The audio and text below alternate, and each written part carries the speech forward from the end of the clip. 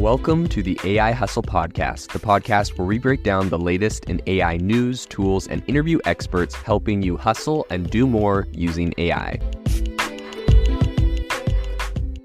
There is a big new update to Anthropic, which is one of the biggest large language models after ChatGPT. So today on the podcast, we're going to be diving into what exactly is happening here and what this big update is. So Anthropic, which is the AI venture formed by actually former OpenAI executives, has recently rolled out Claude Instant 1.2. So this is an upgraded version of its text generating model, and this new version leverages the power of the recently unveiled Claude 2, which essentially has considerable improvements in areas like math, coding, reasoning, and safety. And this is a very big deal for a lot of reasons, but let's go into them. First off, according to data shared by Anthropic, Claude Instant 1.2 actually achieves a 58.7% score on a coding benchmark. So in comparison, its predecessor, Claude Instant 1.1, got a 52.8%.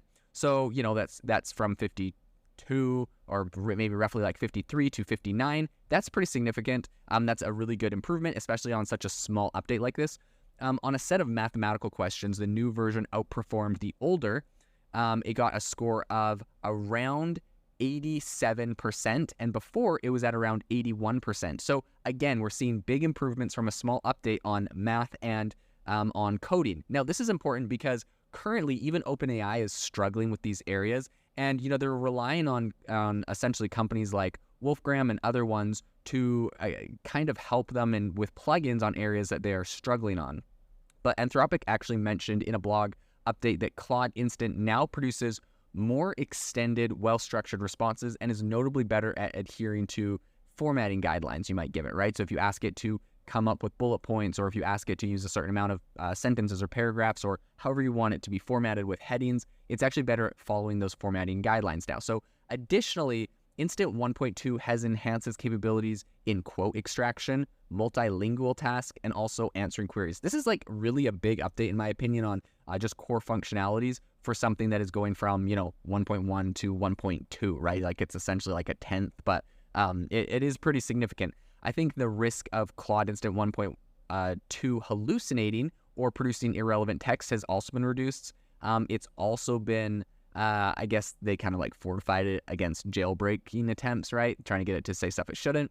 And for the, for those that don't know what jailbreaking is, essentially this just refers to using prompts to essentially get it to, tell you how to do things it shouldn't, like, rob a bank or whatever, various other illegal or things that it shouldn't do. So what's really interesting is that Claude Instant 1.2 actually has a context window identical in size to that of Claude 2. So that is the exact same, which is about 100,000 tokens. And this context window indicates the textual data and model essentially examines prior to generating further content. So to put this into perspective, Claude Instant 1.2 and Claude 2 can evaluate around 75,000 words. Compare that to ChatGPT, right? Like we all know there is the limits when we try to put in a certain amount of text and it says, hey, this is too much text. I've like pasted in a whole article and said like, hey, find me like 5 interesting, important bullet points of things that are happening in this article. But then it's like, hey, this article's too long. We can't do this, right? This is not going to happen on something like Claude Instant 1.2 or Claude 2. So 75,000 words is approximately the size of a classical book like The Great Gatsby, for example. And typically models with really expansive context windows have a much better continuity in ongoing dialogues. Historically, I think we've noted that Anthropic's kind of overarching goal is the development of a next generation AI, self-learning algorithm. So I think the company really envisions this technology powering virtual assistants capable of tasks like responding to emails, conducting research, or even, like creating art and literature. They're kind of focused on making sure it can do this. So while we've seen glimpses of these capabilities in things like GPT-4, I think the true potential of this kind of technology, I think, is really vast, and we're just scratching the surface on it.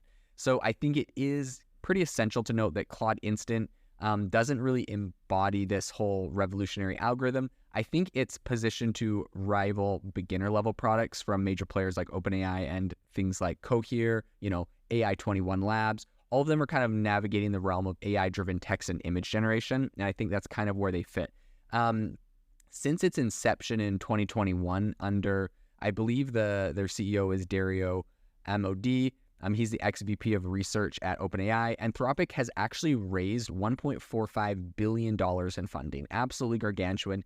And they have a massive valuation in the, I think it's a single-digit billions, but it is quite large. So I think these new numbers are really impressive. The company's projections indicate that they're going to require a massive $5 billion over the next 2 years to actually build out their dream chatbot the way they want. So obviously this is very intensive in spending.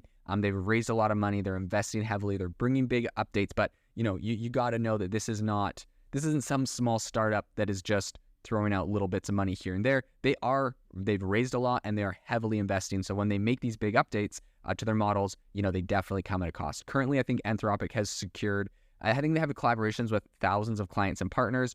I think specifically they have one with Quora, which gives access to Claude and Claude Instant on its subscription-based AI tool, which is called Poe. And in addition, I think DuckDuckGo's Duck Assist feature uses them, and that currently helps people with search queries. And they are using Claude and also ChatGPT, so kind of interesting. They got both platforms on there. Those are ones they're going to have to kind of battle it out. But I think with the Notion ecosystem, they're embedded there. And then I think Claude also kind of helps with the technical framework for the Notion AI, which essentially is an AI writing aid that kind of integrates into the Notion workspace. A lot of people were surprised by this. They thought Notion was going to partner up with OpenAI, but indeed they went with Anthropic's Claude. So I think there's some really cool updates coming. This is going to make it much more user-friendly, much better of a tool for users. And to be honest, it does have a lot of features that OpenAI and ChatGPT don't have. That 75,000 word context window, right? You can upload an entire PDF to Claude that's 75,000 words and ask it questions about it, and it can very quickly scan through, read, and give you answers. That's amazing. It's not something you're seeing with OpenAI. Now, the thing about that is it definitely comes at a cost, very high server costs when you're doing that kind of compute. And so, the thing that's a little tricky there is they're obviously spending a lot more and giving you a lot more bang for your buck, but it's hard to know how sustainable and how long that will last. If they'll actually be able to offer that, if they're, that's profitable, most likely I'd say it is not. And that is why we're seeing, OpenAI not scale that back. And for someone like Anthropic's Claude, their user base is much smaller. And so they can kind of spend heavier to get their users because they weren't the number one, where someone like OpenAI may not be able to financially foot a bill like that because of how massive their user base already is, and they're already the number one player. So it's going to be interesting to see what other improvements and features are coming out of Anthropic, how they continue to try to compete with OpenAI. Overall, I think they're doing a good job, and I think the thing to be really watching out for is how sustainable they are long term. Thanks for tuning in to the AI Hustle podcast. If you could do us a massive favor, we would really appreciate it if you could leave us a review wherever you get your podcasts. This helps people find the podcast. It helps people know this is a good place to go. And we would really appreciate it as it helps us continue to bring on incredible guests and share incredible content for you to listen to.